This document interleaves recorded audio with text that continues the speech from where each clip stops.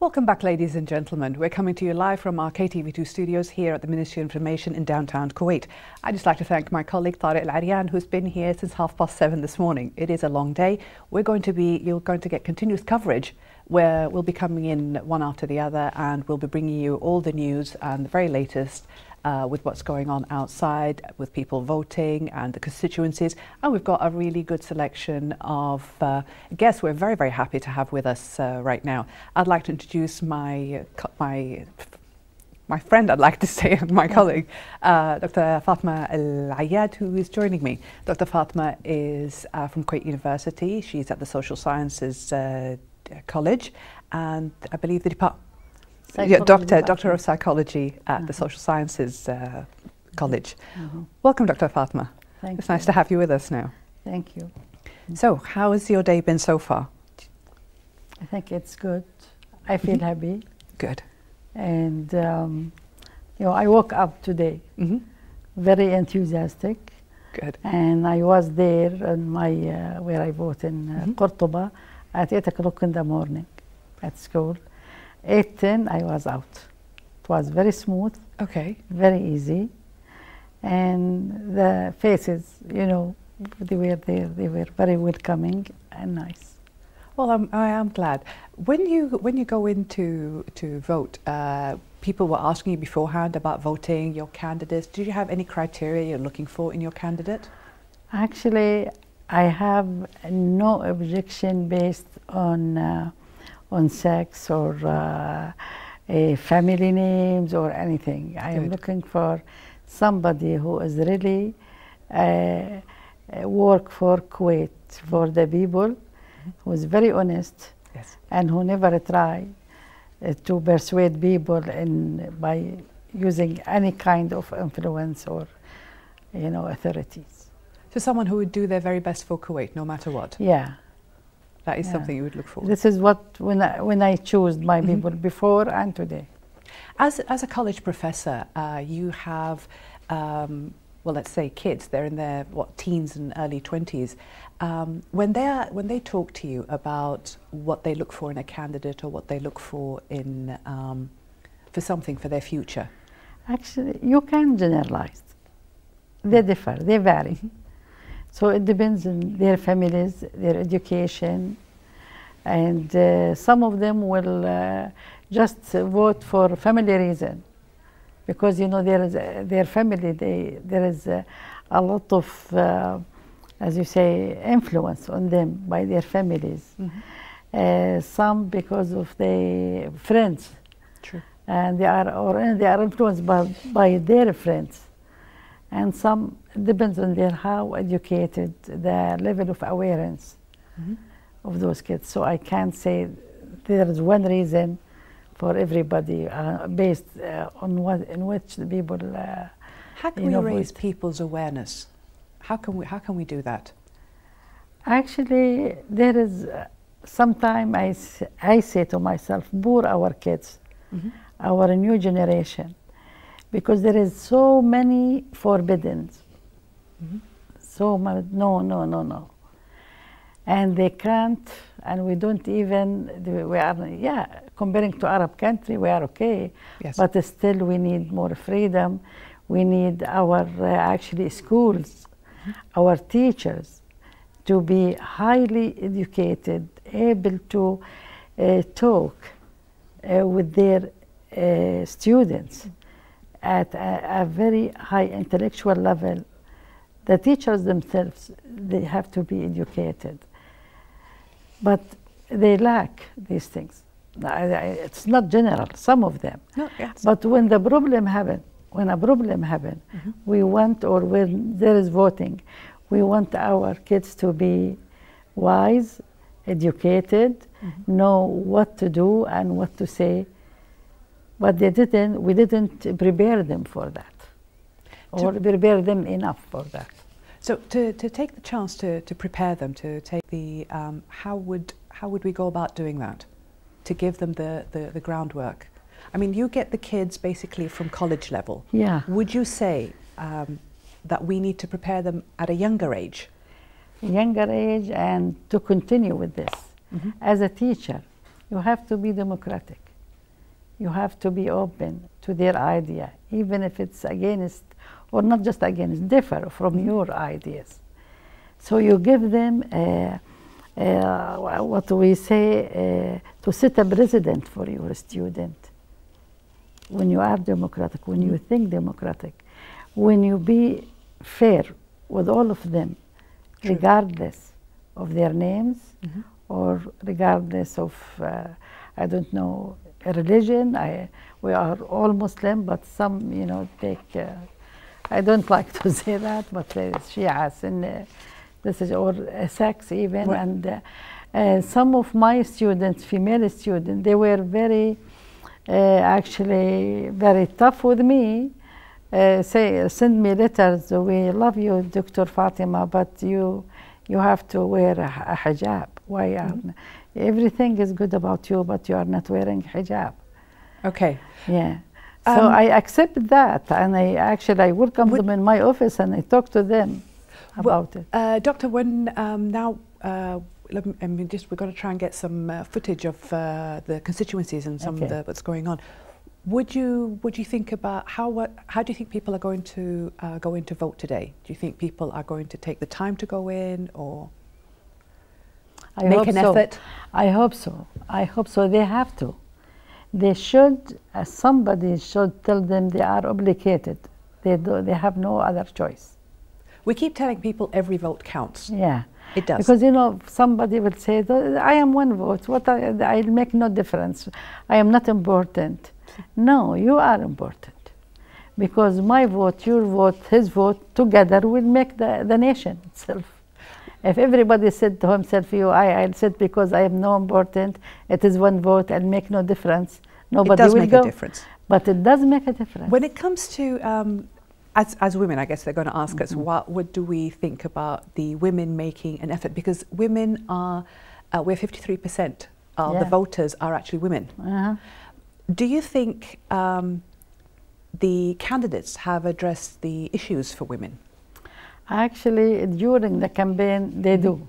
Yes. But when they reach there, they don't do it as much less. How can we, when we vote for certain candidates and they promise us that they will do certain things, how can we make sure that they actually implement? What would you... Read the history. That person.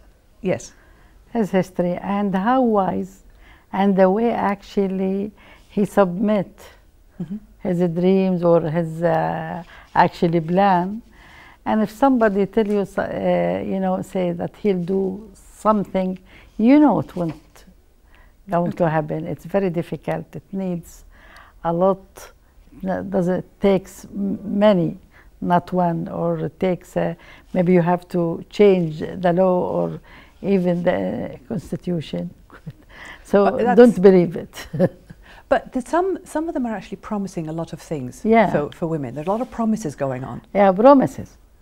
Okay. Yeah, but actually what happened, not the last, the earlier actually parliament, I said this is the Kuwaiti women spring.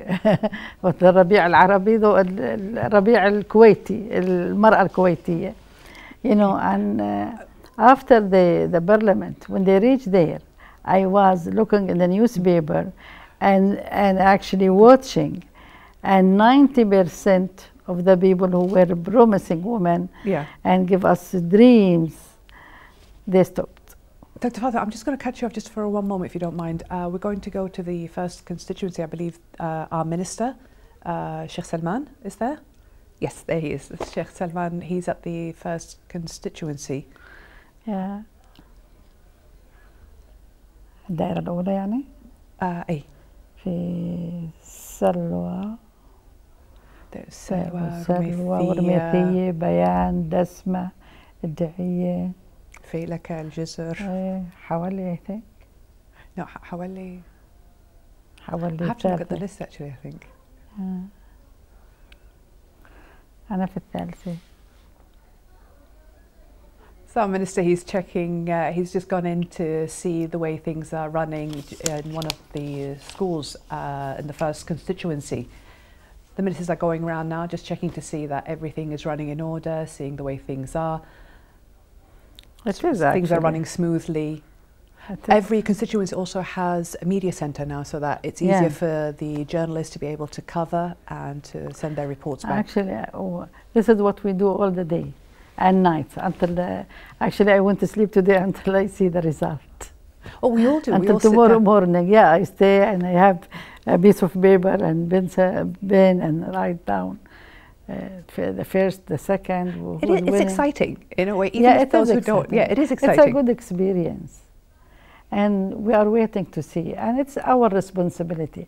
I hate when people, just they are angry and they have a lot of criticism, and they criticize the members of the parliament. Okay, this is those people. Whom did you elect? True. Whom you actually put there. You choose. So we are responsible for the result.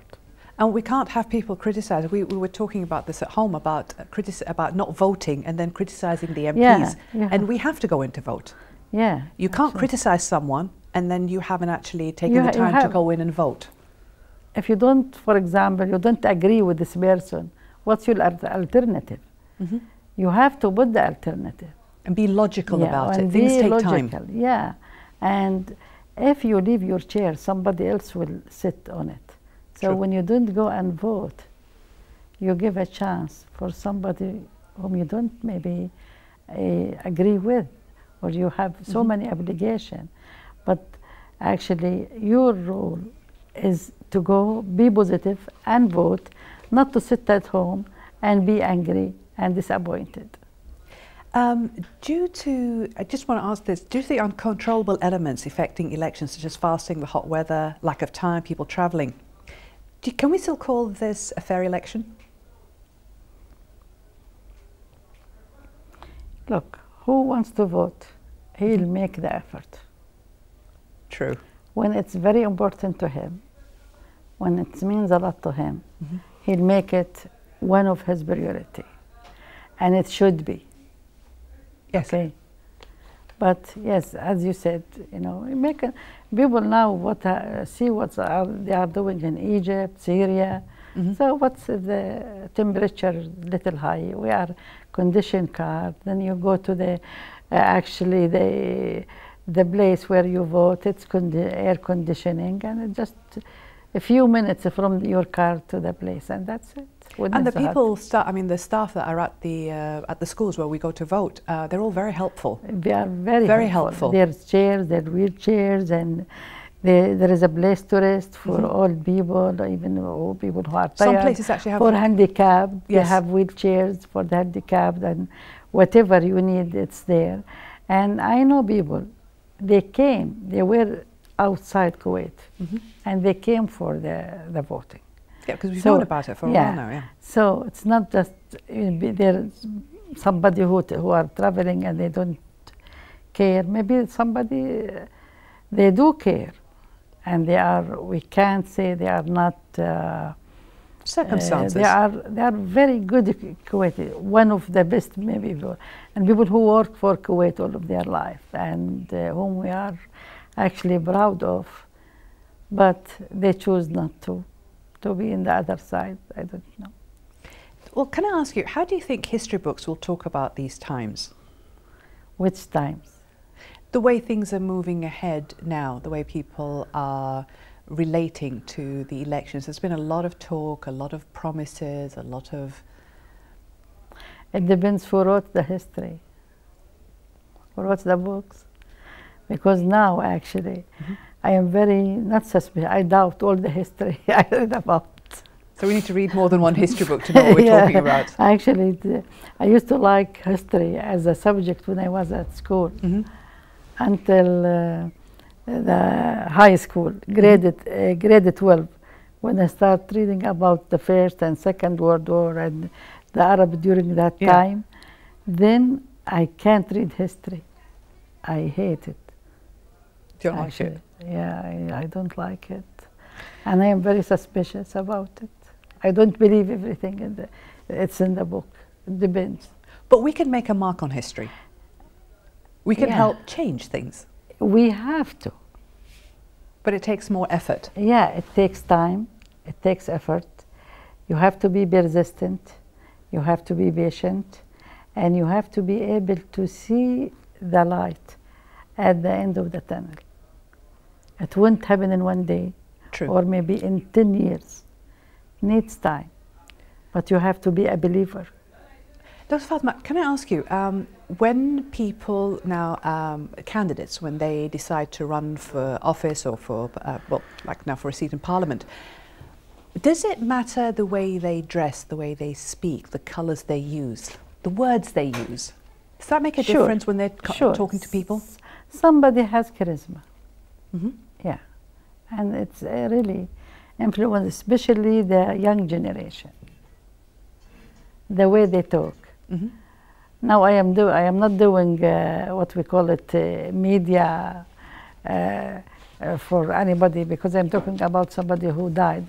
For example, Dr. Ahmed Al-Ajeel, he was very influential. Yes, may he rest in peace. I remember him. He used to know how to talk with young people, with youth, with adults, with old people, and how to choose his words. He was an educator. He was actually sahir, what we call it.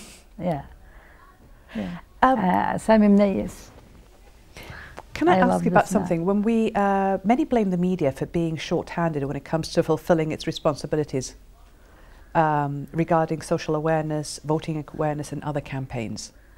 Can we put the entire blame on media?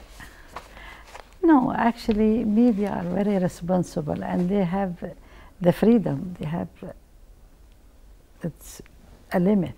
Mm-hmm. You can't say, especially if you are a government institute or a government station. Mm-hmm. You have to be very careful. What about non-governmental? Non-governmental, sometimes they are biased, and sometimes they don't say, you know, whatever. Sometimes they give chances for you, for example, more than me, because they are biased towards you, and they like you for some reason.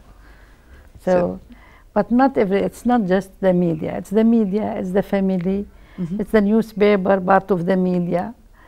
It's the books in the school, it's the teachers. It's an entire social... Yeah, we are influenced by so many factors, so many elements. It's not just the media. They create our personality. Our personality is actually a production of all of these things. So it is not just the media. I can't blame just the media. All right. Dr. Fatima, we just need to take a short break, ladies and gentlemen. We'll be right back. Here at the Ministry of Information in downtown Kuwait. And with me is my guest, Dr. Fatima Ayad. Welcome back, Dr. Fatima. Thank you. I just wanted to ask you about, what are your dreams and wishes for Kuwait? Justice. To remove all the discrimination among people, unity, better education, and housing. Yes. Better housing. Better housing. For the new generation. Something they can reach. Something you can, even by your own, build your house. Not to wait years from the government. Yeah, because it does take a time. Yeah, because the price is actually, it's unbelievable and it's not logical. Well, can I ask you, I mean, a lot of people in Kuwait work they're in the government sector because it's a little hard for the average person to open a small business and be able to work on his or her own. Do you think... And it's easier. And it's sure that at the end of the month you will have your salary. But we need to work a little. Yeah, but it's when it's a private and your own business, sometime you will win a lot, and sometime you will. But it'll make us hard. I mean, if we can take the time to do our own work, I think it'll make us more hardworking. We'll be able to appreciate how much we're spending and what we're doing. Yeah. Especially when you work for yourself, you know. And actually this has been proven that when it's a private, when it's something for you, make more effort and you will be very, actually, what we call it, very care about the work you are doing, because you are responsible. There is no diffusion of responsibility. When you work for a government, you are one of a group.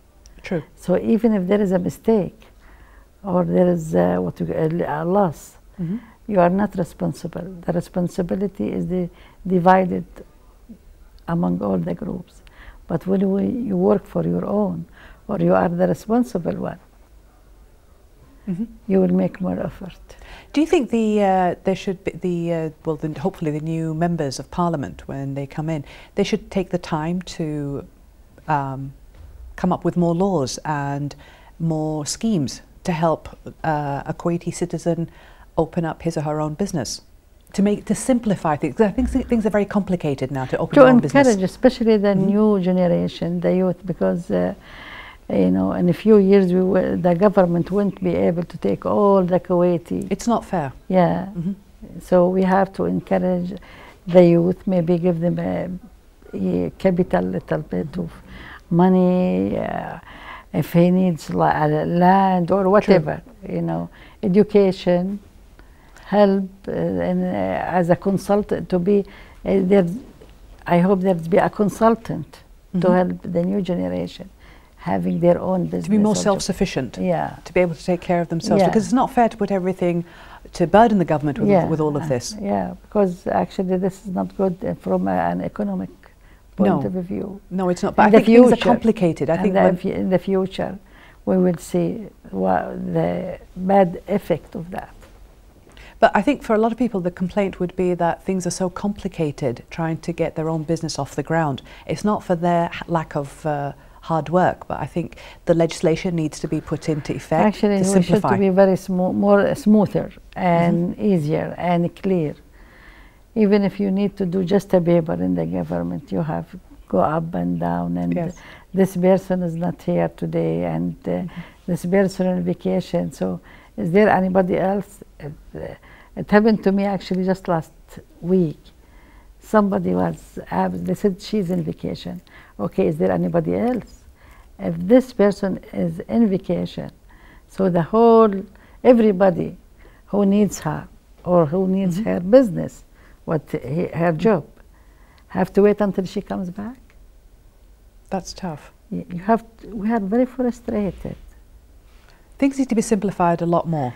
Simplified, clear, and actually we can actually smush them into, not a smush, make them less complicated in terms of the steps you have to take, and so how many signatures you have to take for one, you know, and some papers or something you have to go through the same person 3 times, and then his secretary 3 times, then go to the other place, and then come back to him. I don't know.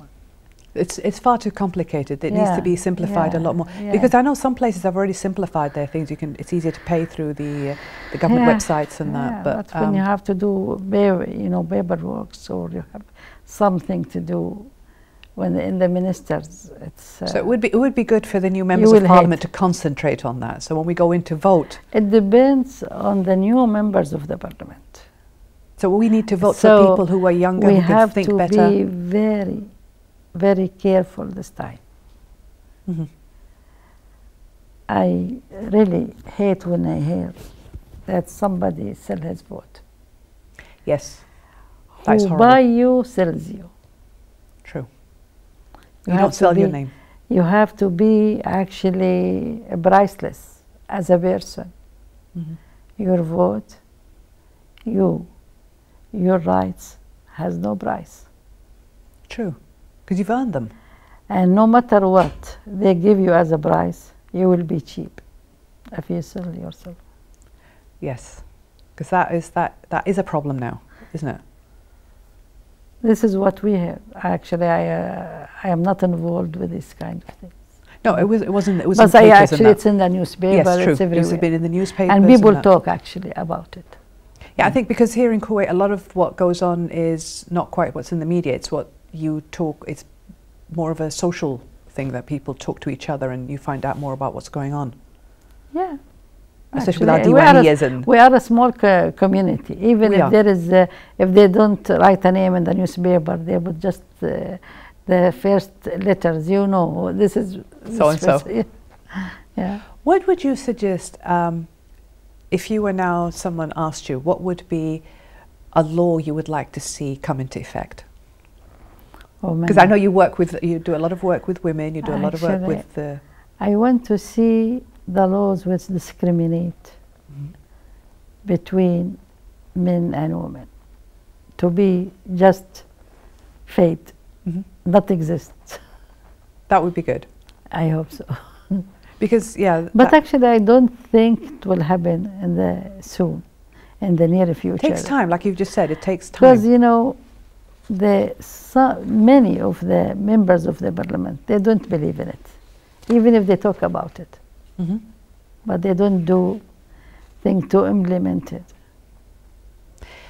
We've been told, let's just go off severe to another end. Kuwait is as a financial hub for the rest of the world. The countries around us are sort of growing and morphing into bigger communities. How far away are we from this dream of becoming an international financial hub? Financial to other communities? I mean, to ourselves, to other communities, for people to come in, to invest more? There is so many regulation and laws which make people think many times before they come to Kuwait. Okay, so we still have a long way. We have a long way to go, and this is bad because we have so many non-Kuwaiti who works in Kuwait as an employee, and at the end of the month, 90% of their salary they go out. They don't spend money here. Okay. And this money goes out of Kuwait, not inside. We need somebody to invest here.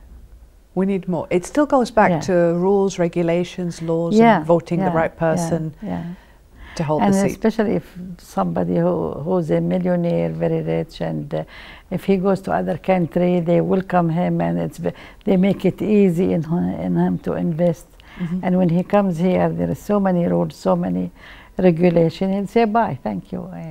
Why? Why should I suffer when I have another chance or opportunity outside Kuwait? So by doing that, we can at least, if people were to invest more in here, at least we can get more jobs.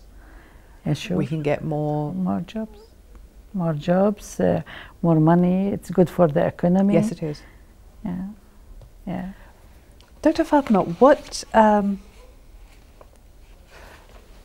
as an educator, what would you like to see happening, for example, at university or at schools? Oh, I'll tell you what I hate to see. Okay. I hate to see many students transfer from the physics department, chemistry. Okay. That's we call it the rare. Specialization to, for example, I'll say psychology. I am a psychologist because now we have many students, many graduates from the College of Social Sciences, from history. Maybe my colleagues will be angry at me, and we still lack something which we, as a society, need. How can we help them to stay and study more? I don't know. I have no explanation because a Kuwaiti student would go to the state, a new language, it's not his language, it's not his, away from his parents, from his house, and 3.5 or 4 years, he'll have a degree and come back. In Kuwait University, more than 50% of the student who goes to the science, what we call natural science department, they transfer to other society after 2 or 3 years. Is it because they're not happy with they can't see a job market? I don't know. No, there is a job. There is a need for them. We don't, as teachers, we don't have in physics and chemistry and what we call it, math and mathematics and the mathematics, science, yeah. So it's, I don't know, maybe it's hard. Actually, maybe they are not ready. Actually, in the university, we received the result of the, secondary, middle school, and elementary schools. So those students, I don't know why. So perhaps they would need to go back all the way back to kindergarten or first grade and then take it from there. We have to start from the beginning. We have to start from the beginning. We have to know how to choose our teachers, especially the elementary school.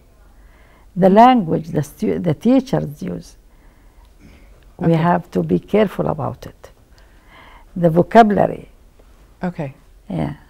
Well, we'll just take, Dr. Fatima, just excuse me for a minute. We'll just take a short break and we'll be right back, ladies and gentlemen.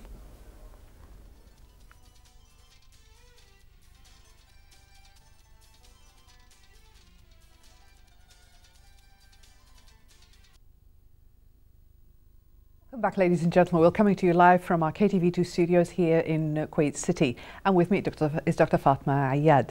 Dr. Fatima, as a professor, university professor, I'd like to ask you, do you think we need educational classes or courses in our schools to educate our kids about elections and voting in detail? Yeah, why not? At the same time, as a teacher, you have to be open. It is not just, I go, for example, I teach abnormal psychology, I get in the class, I say some words about abnormal psychology, about schizophrenia and depression, and say bye. Actually, teaching is a life. Teaching is actually a mutual interest, it's a mutual relationship, a mutual influence. You have to see the need in the eyes of your students and take some minutes, some time to talk about the life. Science is in the books, actually. They can read it at home. But education and the way of communicate and the way you think, to have a critic thinking, self-education, this is what we have to raise and implement in our students. What about respecting other people's views? Yeah, sure. Not necessarily to agree with someone, to respect their opinion. This, when you have to implement democracy as a way of life in general, that time you will respect others, even if they don't agree with you. And this is what you say. For example, one of a student will read something and he'll say, look, what you are saying, in a very, but he has to say it in a polite way. Yes. I don't believe, doctor, I read this. I say, okay, I haven't. Myself, I'll say, I haven't read it. I'll go to that book and I'll see. Maybe you are right. We shouldn't be very defensive and claim that we make no mistakes. No. As if it's coming from from outside. Actually, we are a human being. As teachers, if we want to implement the democracy in our students, we have to be democratic too. We have to listen. We have to listen. We have to give them the right to agree or disagree with us. And this shouldn't actually affect our evaluation of them. They have to be confident. And mutual respect has to be there. Yeah. It's not an age. By this, they respect you. True. Even if you are exist or not exist. Dr. Fatima, we were talking during the break about the music that we keep putting on in our breaks, and you mentioned about the songs that you saw in the past. Yeah, actually, it's not so in the past. Actually, we used to have every year a party for the Ministry of Education, where the students female and male participate, and Shadi Al-Khalij, Sana Al-Kharraz will do it. The National Day, Kuwait National Day, we used to have this, you know, what I don't call it party. It's a celebration. A celebration. And when I go, for example, to Jordan or Lebanon, Syria, they have video of these celebrations. They like it a lot, and I am very proud of it, and I still like it. And actually, this is the best of Kuwaiti songs. Yes. Up to now, you know, beside Ya Darina Ya Dar. This one is my favorite, and the one there is one by Muhammad Al-Faiz, شاعر, our poetry Muhammad Al-Faiz, السندباد, let's call it. And the one was wrote by Abdullah Al-Atabi, and was, you know, it's a song, Shadi Al-Khalij. Shadi Al-Khalij, yes, it with Sana Al-Kharraz. Well, thank you so much, Dr. Fatima. It's been such a nice time spending just talking to you about different things about to do with the elections and that. And today is a special day. And it is a special day, and I hope the result will be special. We definitely look forward to that. And we are covering it all the way to the end. My colleagues will be coming in. It is our responsibility. Don't give up your rights. True. And don't sell your vote. And don't sell your vote. True. Thank you so much, Dr. Fatima. It's been such a pleasure to have you here. Ladies and gentlemen, I've just had the pleasure of having Dr. Fatima Ayad here with me in the studio for a short time chatting about different things. And as I've said before, today is election day. Take the time to go in and vote. Every vote counts. We can't stress that enough. We can't stress that enough. Think about it, make the smart choice, and go down and vote.